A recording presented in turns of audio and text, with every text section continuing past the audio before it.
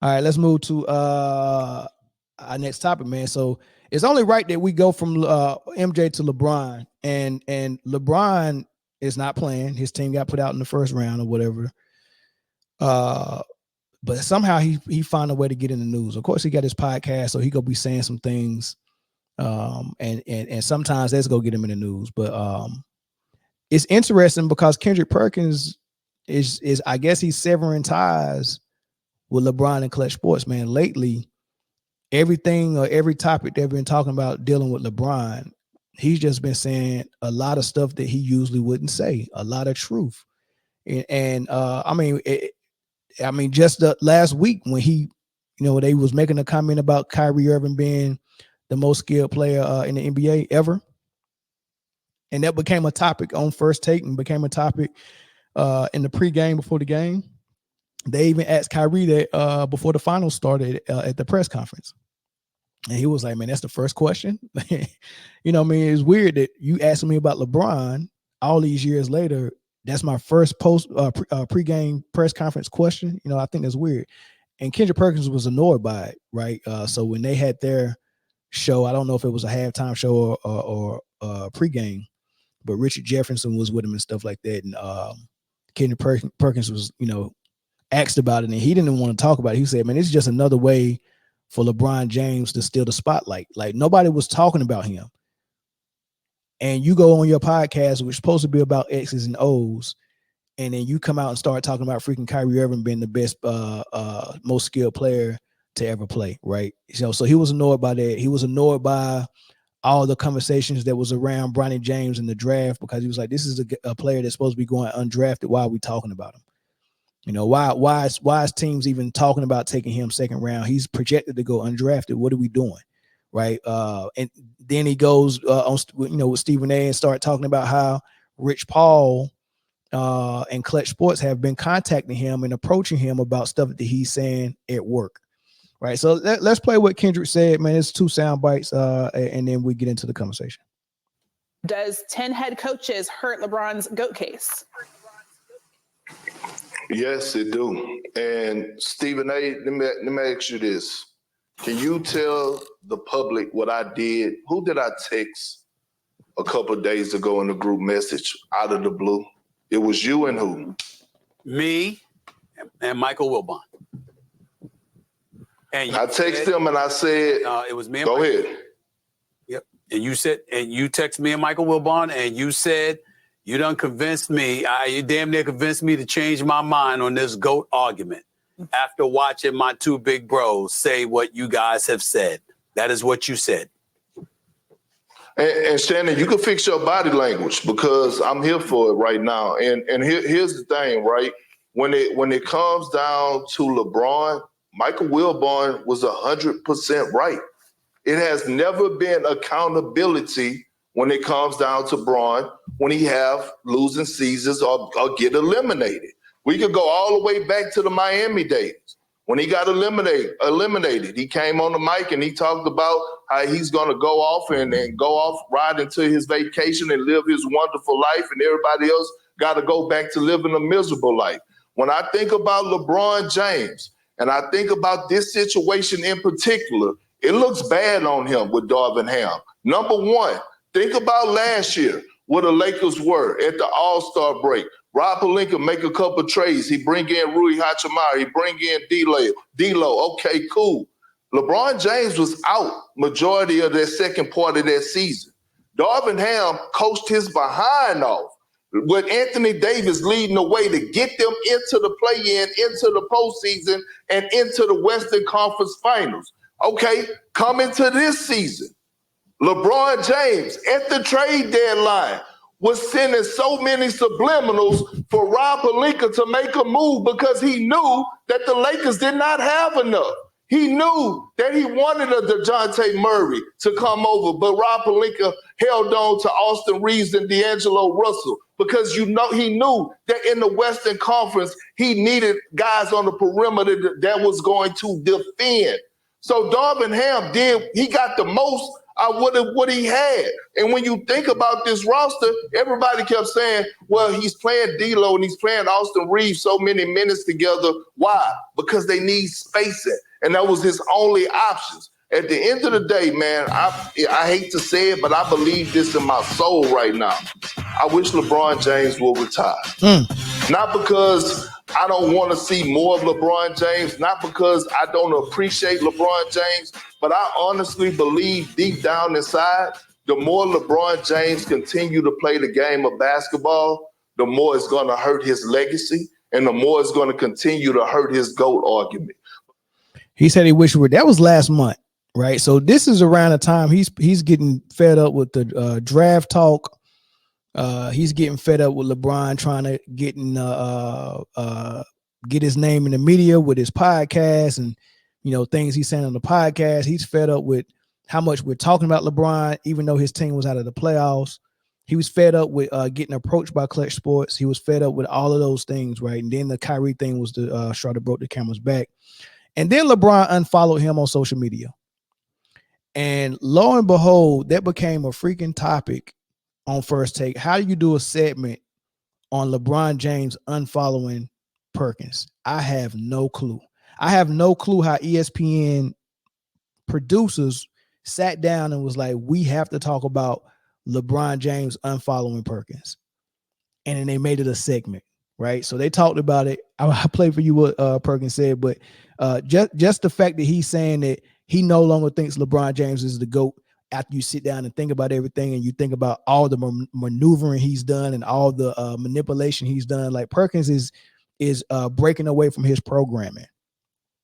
Somebody's going to have to get back in there and reprogram. That's probably what Rich Paul was trying to do, what he called him. But hey, when we need to reprogram him, he's breaking loose. His programming is coming loose. All right. And I think a lot of people that follow LeBron, they're programmed. Like they really got programmed, and that programming is going to stop once he retire. They're not going to keep programming you on this LeBron thing. And eventually everybody, the wool will be lifted off your eyes and everyone is going to see and be like, man, this whole time we've been arguing about this dude being the GOAT. He really is not in the debate. He's really not in the argument. It's no argument.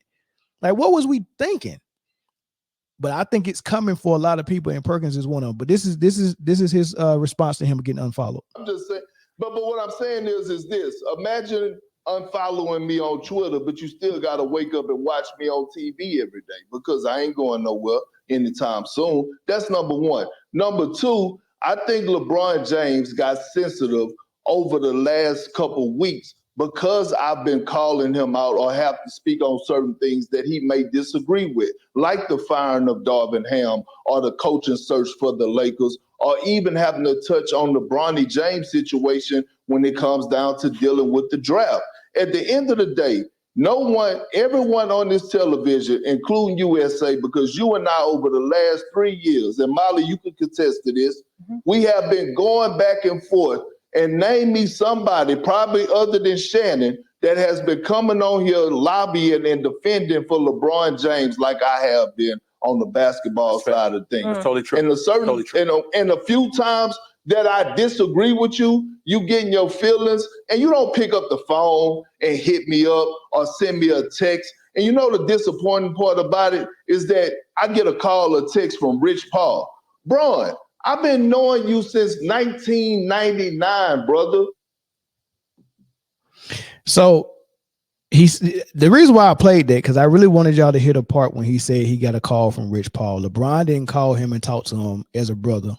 Rich Paul called him. And I think that's something that happens very often.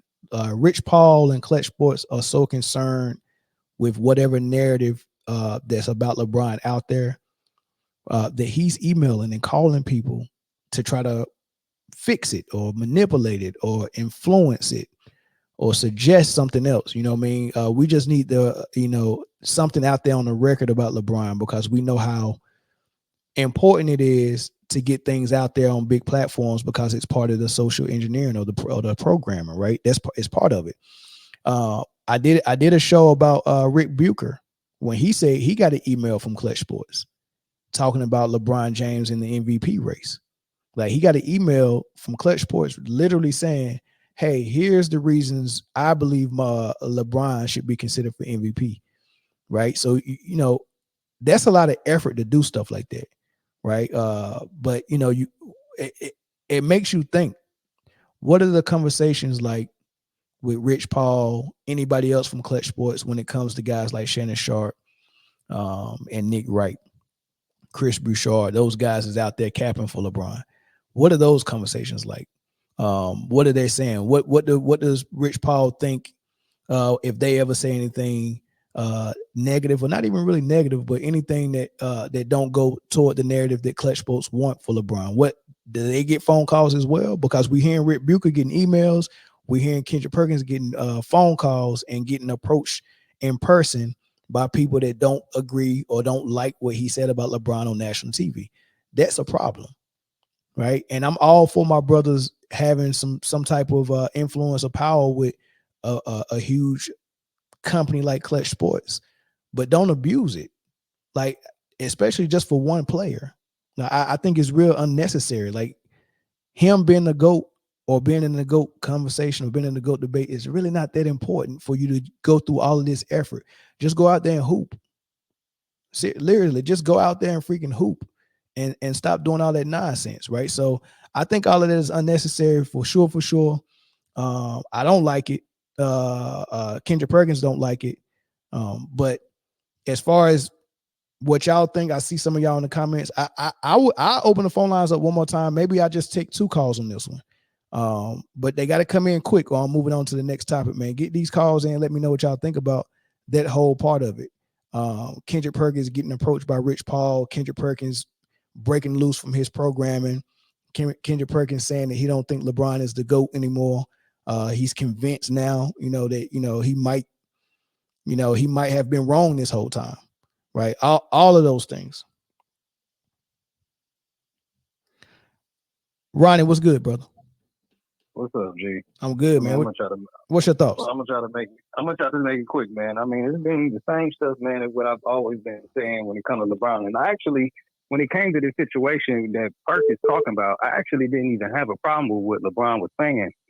But Perk bringing it up in his frustration highlights what my issue is with LeBron James. And it all goes back to the whole trying to force the narrative thing.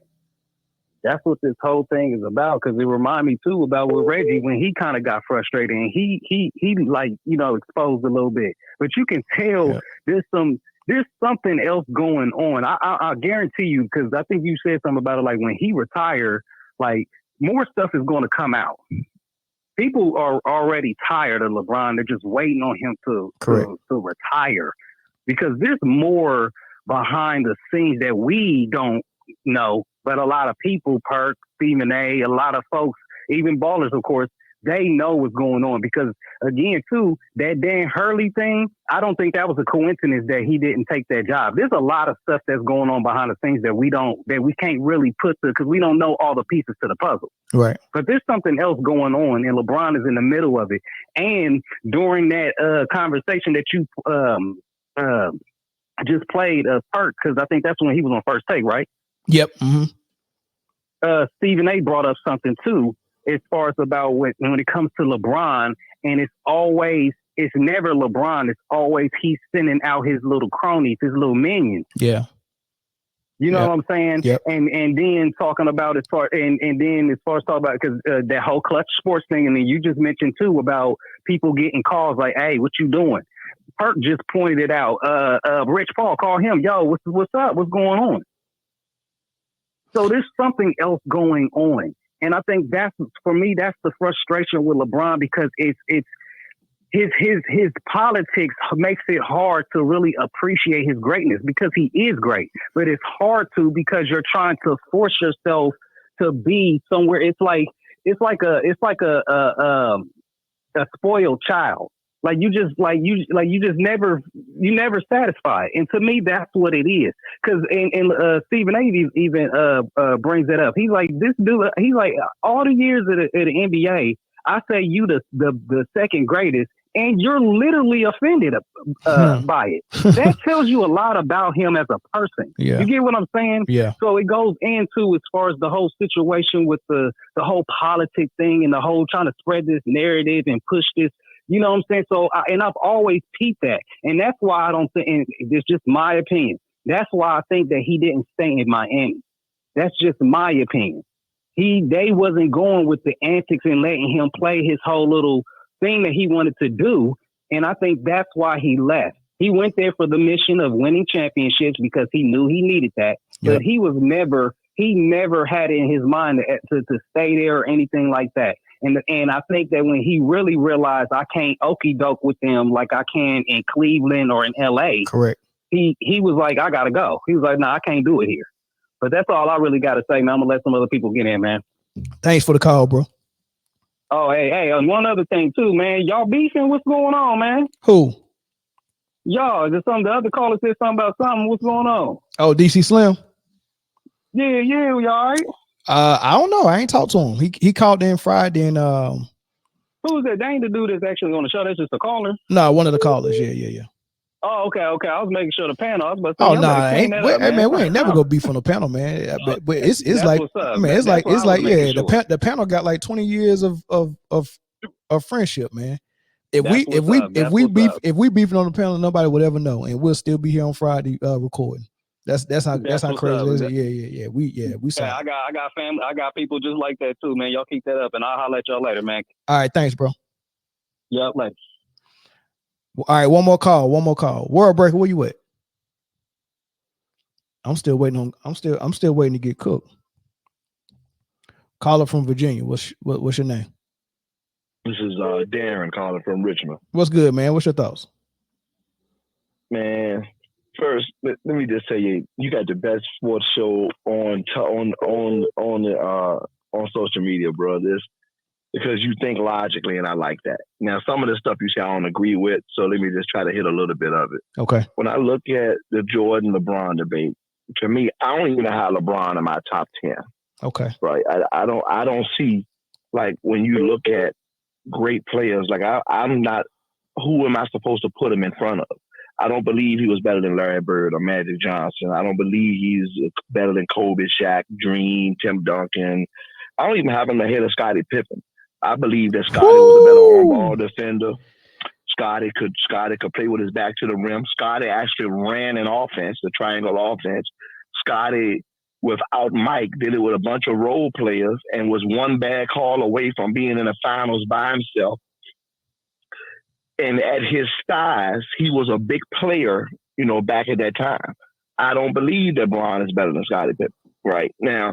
When you look at this era of players, you can't hand check. You're taking all the physicality out of it, and I'm supposed to give him a pass because he's 6'9", 6'10", and 270 pounds. If I can't touch you, then what am I supposed to do with you? You know what I mean? So when you look at the things that people negate, I just feel like he's been an overblown superstar because they needed another superstar because they didn't have a Jordan or anything anymore. And Kobe wasn't that likable in the media. And then they pushed him on the rest of the world. And I feel like they pay people to say those things about him just to make an argument. But I don't even really think it's a debate. I don't even think it's close. Yeah, you got, it's a lot of truth in what you said. I disagree with the Pippen part. I definitely got him above Pippen. What did he do better than Pippen? I mean, they did. Wait. He scored better than Pippen. He only scored better than Pippen because Mike was the superstar and Mike took that from him. But when Scottie needed to score, he could score when he wanted to, and he was more effective as a scorer than LeBron and had more arsenal than LeBron. Yeah, he could shoot better than LeBron too, but we seen Pippen as a number one. We seen him as a number one. He wasn't one bad player away from the finals. That was the was he? He was one bad player away. He was one bad player away from the Eastern Conference Finals. The Eastern Conference Finals, all right, from the Eastern Conference Finals. Yeah. So, but the point is, he would have been back in position to go to maybe win a ring by himself, and they cheated him out of that, right? And I'm not the only one that says that. Everybody says that because it was obviously the truth. They needed New York to go, so. And that's that. The Kayla Clark thing, I think that. You gotta wait for that one. That's next. You gotta wait for that one. Don't jump ahead. You make me wait for it, man. Don't jump ahead. Yeah, I got. Yeah, because look, you might be able to empty your clip and then stop watching, man. I can't let you do that. Yeah, you got. Hey, I'm slow cooking it, baby. You know what I mean? These oxtails will go fall off the bone by the time we get to the end. So. All right, yeah. All right. Well, listen. So, but on the Jordan thing, I don't think it's close, man. I don't think that when you look at it, I don't see how anybody make an argument that he's better. Well, some of the things that people use as an argument to say he's better is just a matter of position. So, for instance, Mike was a shooting guard. He played on the perimeter. He wouldn't have as many rebounds. He wouldn't have as many assists because he was more focused on scoring the ball. Back then, a two guard was a scoring guard, and that's what he did, put the ball in the rack. So some of that is just a matter of position. And some of LeBron's stats are false stats. He's so ball dominant. He has the ball all the time. He's either looking to drive, dunk, or pass to a spot-up shooter. So he's going to have more assists by default, but the style of play he has doesn't equal to winning, and that's why the Lakers got all that talent right now and can't win nothing. Yeah, because they actually play better when he's not on the court, because the ball moves better when he's not on the court now. So a lot of things that people will say about LeBron James' game, not that I don't think he's garbage, but when I look at his style of play, if you take away the fact that he played with a prime Wade and a prime Bosh, take away the fact that Kevin Love was considered the best power forward in the league when he came to Cleveland, and you got a prime Kyrie Irving, and then you took Shumpert and JR and them boys from New York, and them boys were pretty good players with the Knicks. Yeah. So when you look at how he loaded teams with J.R. Smith and a lot of other players on that team, I mean, not J.R. Smith, what's the boy that played with Richard Jefferson? He was a superstar in New Jersey. He wasn't no RJ. Player. Yeah, you was cooking till you said that. RJ. He wasn't a superstar, but he was a good all-star. He wasn't even an all-star. He was their star player. No, he wasn't. They had J. Kidd and Kenyon Martin. Kenyon Martin, all he did was catch alley-oops. When they needed something on the floor, it was Richard Jefferson. That's because J. Kidd liked to run, and Richard Jefferson was good at running and jumping. If you're gonna run and jump, J. Kidd is gonna fight. Richard Jefferson was not like that. When they played the Lakers in the finals, Richard Jefferson was not going head to head with Kobe and matching that. No, Kobe was. Well, he wasn't Kobe, right? But what I am saying is he won't a bum. He could create his own shot. He was good. He couldn't do that. No. Richard Jefferson was not like that. I'm sorry. Man, I think you need to go back and get Richard Jefferson another look, guy. Richard Jefferson won't Kobe. I do that. He won't Kobe, but he was a good player. He could create his own shot. Now, was he Kobe? Was he Drexler? Was he Penny Hardaway? No, I don't think that. But he wasn't a garbage guy. You had to make sure that you accounted for him. Teams had to worry about him. Was RJ a better small forward than Glenn Rice? He was a small forward. He played the two. He was a small forward. I don't think so, Doug. I think he was the two guard. Nah, he was small forward. Was it? But well, Glenn Rice played small forward and shooting guard. So is he better than Glenn Rice? I can't put him over Glenn Rice. Yeah, I know you can't. Can you put him? Rice as a better shooter. Can you put him over Mitch Richmond? I don't know if I put him under Mitch Richmond, but he is not far. Can you put him over Glenn Robinson? I put him over Big Dog. Big Dog was ain't no way. Ain't no way you put him over Big Dog. Can you put him over? Can you put him over Steven Jackson? He about Steven Jackson to me. That's not that. Steven Jackson's a ball, and I ain't gonna take that. But RJ is not that caliber of player, man. RJ is an athlete. RJ can jump. As good as what's the boy that talk all that stupid stuff online now? Give it a ring. Zero. He's horrible. You know, like give it a ring to think because he talk loud that it make him right. It make him more right. But give it a ring to say the most ignorant stuff sometimes for somebody that played the game. It's like, you know, but that's not. I just don't feel like Richard Jefferson was like garbage or like that. He wasn't garbage. Whatever's two levels. They wouldn't have made the finals without him. What if we go superstar, star, all-star, whatever is two levels under all-star is what Richard Jefferson was. Role player. I don't think he's two levels under all-star. Role player. Now he was a role player in Cleveland, but not in New Jersey. He was a role player. Not in New Jersey. No, he was a role player in New Jersey.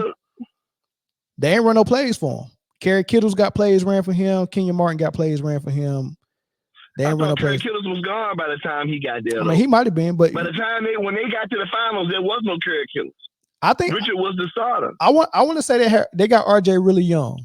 They had RJ when Kittles was He there. came out of college.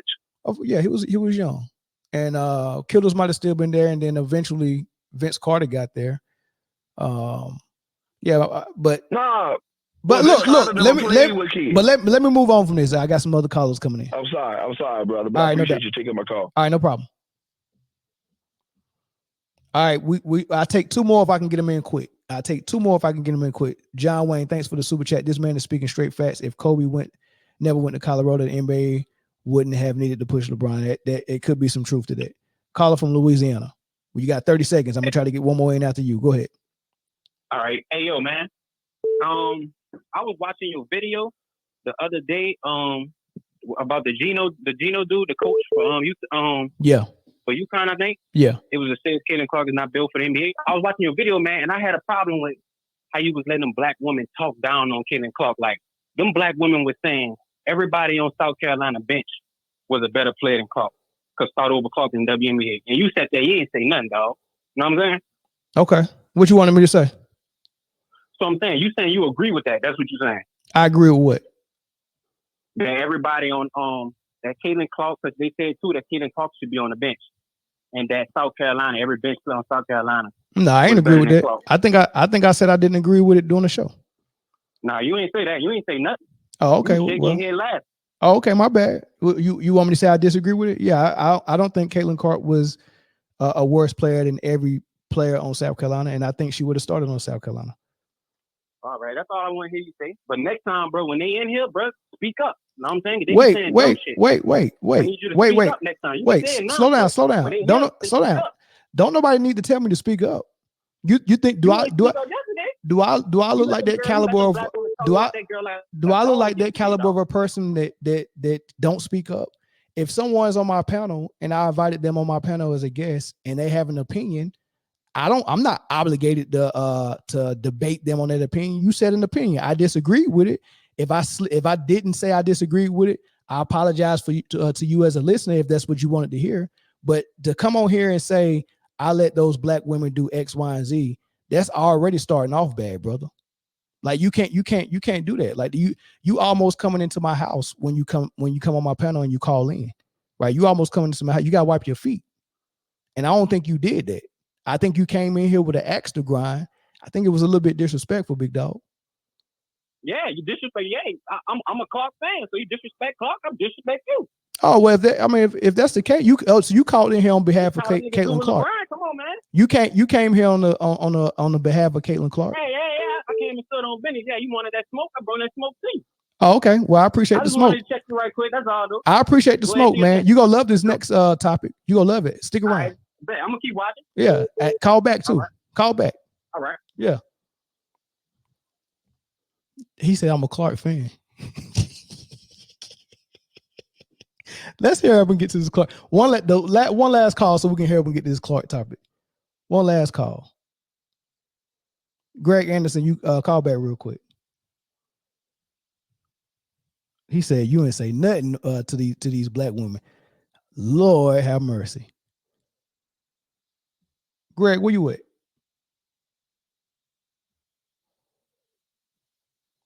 Greg, you letting everybody else in here call. Caller from Illinois. What's up, my man? Shay J, hello. Shay J say I did say she was pretty. Yeah. Caitlin Clark is my boo. But go ahead. What's your thoughts, man? Make sure you cut YouTube off in the background so I don't get the echo. Okay, let me hit that right now. All right. So you got me? Yeah, go ahead. All right, keep demo. Like with LeBron, the biggest thing with him is I think that his whole setup is not organic. Correct. Everything was kind of like pre-manufactured for him. He came into the league, everything was set up. Kobe did fall off with that little rape thing with Colorado. Yeah. Try not to use that word on YouTube. So that just jacked up his game. Right. But then after that, they was like, hey, we need somebody to basically plug. We're going to use LeBron. He came in, freak of nature. He deserved all of the stuff that he got when he was in high school because he was something else nobody ever seen. Right. Once he got to the league and everything, they just kept pushing him. That was good for the league. because it was something to say, hey, this is something we gonna hang our hat on. But then once he started trying to go to other teams, get with other players and stuff like that, that screwed the whole league up, man. Yeah, I mean, it made it go from, hey, the league is something good, something great to watch, but now he's going to other teams and leeching off star players' talent. Everybody didn't feel it like the biggest scam that happened in the league. It was LeBron. When he came in, he had all these other great players in the league at the same time. Kevin Love, Chris Bosh, Dwayne Wade, all these cats. They all in the same caliber as him. He's just slightly above. But as soon as they got on the team with him, they all had to take huge steps back. Okay. Now he looks like he's so far ahead of everybody else. And can't nobody question his greatness during his little time for the league. So that's like the biggest thing, the biggest scam. It's a hoax. It's a hype job. Exactly. It's a hype job that he pays good money to his Clutch Sports clients and everybody that they somewhat employ to keep that hoax going. But it's gonna fall apart. Exactly, man. But the big thing is, I really think he's a beta dude, and he saw the opportunity that the league was giving him. And when he saw that opportunity, he was like, "Hey, if I join with these other guys, I will make they star a lot less bright, and it's just gonna keep enforcing my star." Okay. So that's like the biggest thing with him. I'm like, dude, he's a great player, but if you don't see the bullshit, you won't see the bullshit. Yeah, and I agree with you on that, man. Yep, good call, bro. I appreciate it. Yep, appreciate it, bro. All right. Later. I'm taking one last one. Only Greg Anderson, because he's been trying to get in here. I get to these super chats until you call Stevie J. Stevie J. He said Kenny was talking about the pass to Paxson in '91. Is that the one where I think in the Last Dance where Phil was when he had to talk to Jordan on the sideline and say who's open, and he said Paxson. He said, okay, use your teammates, something like that. I think that might be the one you're talking about, but that wasn't a game winner. That was just the fact that he was that was loading up on one side to stop Jordan, and he kept hitting Paxson, for continuous jump shots. I don't think that was a game winner. Greg Anderson, what's up, man? You must got something real good to say. Hold on, let me get these super chats first before you go. Okay. Roland Curtis, thanks for the super chat. Caitlin Snow Bunny has brothers fighting over. Hey, I didn't realize what was going on until he was like, "Oh, I'm a Clark fan." Oh my God, you came over here to say, "Let me check the black girls," and you didn't check the black girls, and they said an opinion, and he disagrees with the opinion, and he's mad because I didn't. I don't know. I don't know what I thought that was funny though. I can't wait for him to call back. LeBron P sitting down. Stop it, man. Y'all leave that dude alone, man. Leave LeBron. All right, go ahead, Greg. Hey man, what's going on, man? I'm hey, good. Look. All right, so this is the one time I got to defend LeBron when he made those statements about Kyrie Irving. Okay.